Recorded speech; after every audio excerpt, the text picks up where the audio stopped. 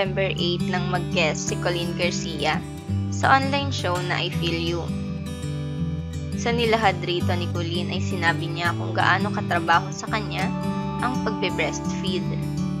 I'm trying to learn how to breastfeed pero at the same time, nagre-recover pa lang ako. Breastfeeding in itself is actually super hard already. Pero yung gusto ko kasi direct latching kasi lalo na ngayon na parang hindi naman ako lumalabas, 'di ba? Might as well na hindi muna magbote. Hindi muna mag-pump. So ayun, direct latching talaga. Saad ni Colleen. Nung una talaga, yun nga, nanibago ako because of the diet also. Na parang every 2 hours kailangan talaga kumakain. Kasi breast milk stays the same. It's nutritious talaga no matter what. Pero kapag kulang, kinukuha talaga from my nutrition.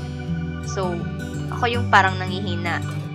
Ako yung parang nakukulangan sa nutrition. So, I always have to be eating and everything. Totoo yung sinasabi din nila na your body is no longer yours. Dagdag pa ng host actress. Ayon pa kay Colleen, ay palalim ng palalim ang kanyang kaalaman ukol sa pagiging isang ina. There were so many things before na sobrang sa tingin ko importante. Pero ngayon parang ang babaw or parang hindi na ako. With him, siguro nag-change yung perspective ko with life. And I focus on things that matter now. Yung mundo ko palit ng paligid and parang I don't have to look so far anymore to see what really matters to me. Nandito lang talaga sa paligid ko. Lahad ni Colleen.